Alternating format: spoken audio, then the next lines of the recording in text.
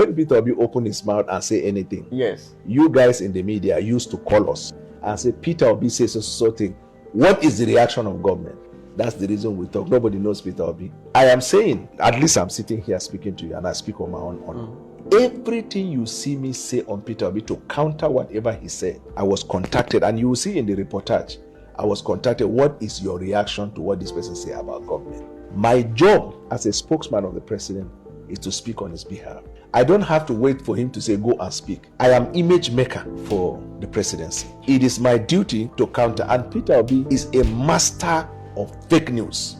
I'm coming, and I know you will not agree. You will not agree, but I'm saying list of the fake news. Yes, okay, so for example, every data that Peter Obi reels out against the government will be proved to be wrong, and Peter Obi will come to his Twitter and say, okay, there's a mistake in the data, but that the general information is the same. There is no Peter Obi's tweets that I've known so far that he came back and said there is a mistake in the data. So let me ask, he reels out the fact of the matter of are you an obedient?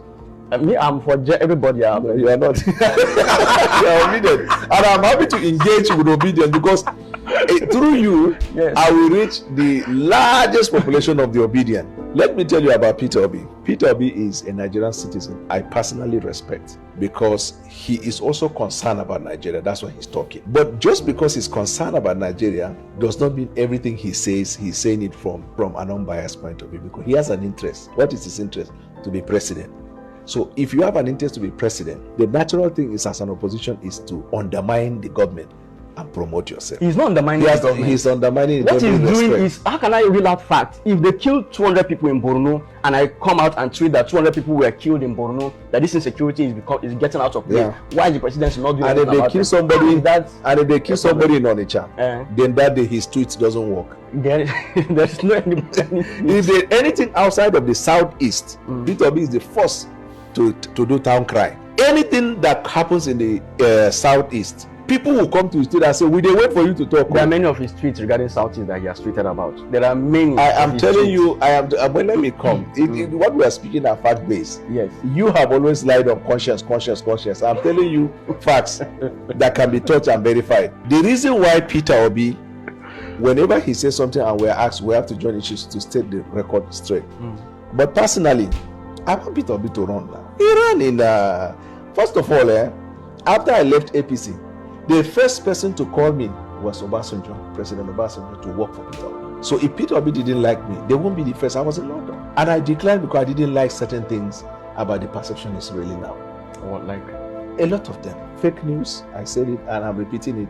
Misinformation, disinformation. And then the most important one is national interest.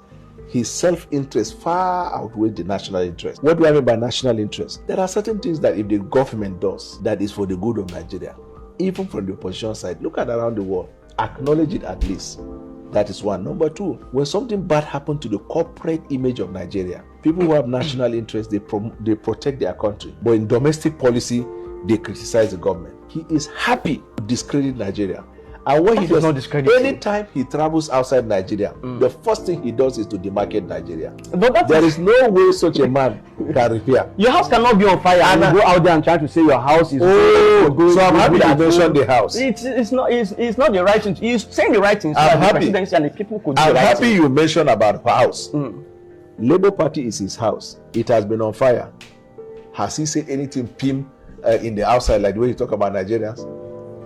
He doesn't. What do you want him to say about the Labour Party? In the same way he say about Nigeria when Nigeria is on fire. Labour Party is a party, and there's a head of the party. The leaders. Nigeria is a country, and there is a head of Nigeria. Nigeria is under scrutiny by everybody. Labour Party is not under scrutiny. Labour Party is a party. It's like APC and should not be scrutinized. They can handle their matter within themselves. Also, if it is Labour Party, it's within themselves. Why not in Nigeria within ourselves to handle? How does Labour Party itself affect an average Nigerian out there? Labour Party doesn't concern anyone. Labour Party, they are like the Labour Party are not Nigerians. They are vehicle to get someone into a political position. Nigeria is a vehicle.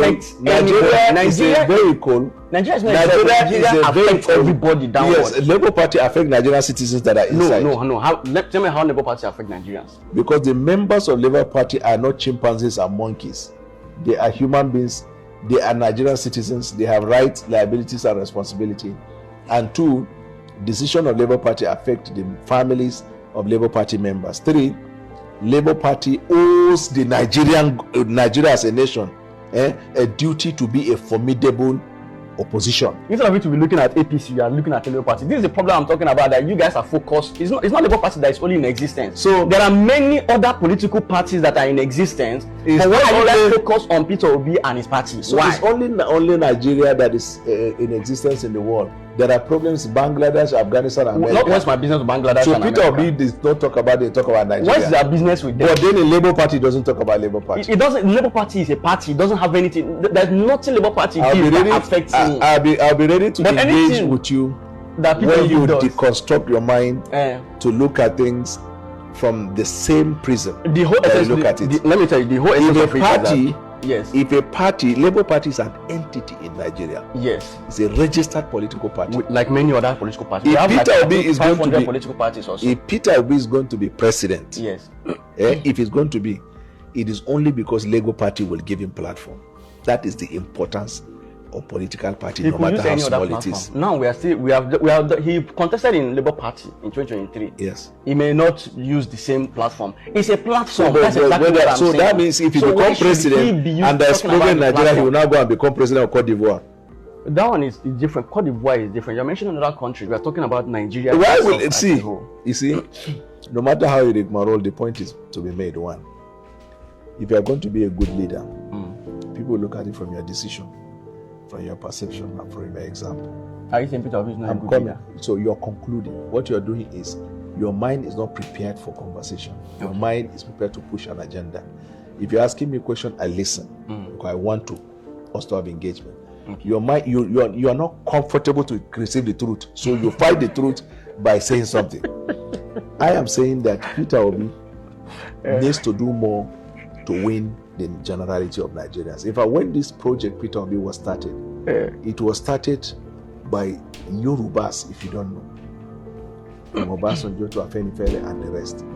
The plane didn't even take off before the Obedient converted it into an Igbo agenda. And that is the problem that Peter Obi had. He was asked to discountenance some of the things that the people were saying. He said he will not, that when people they're angry, you can't tell them what to do. So if Peter Obi had managed that, Peter Obi would have today been the project of everybody. But Labour Party who is against the governing. No, I'm saying when it started, it was started by the Yorubas to show that they believe in true Nigeria. There are still Yorubas. At a time when the candidate vying for the president is also a Yoruba person in Bwala Tinubu. But they rally around Peter Obi because of a lot of factors. I said the plane, while it was taxiing before takeoff, the obedient people in social media, you can't see them.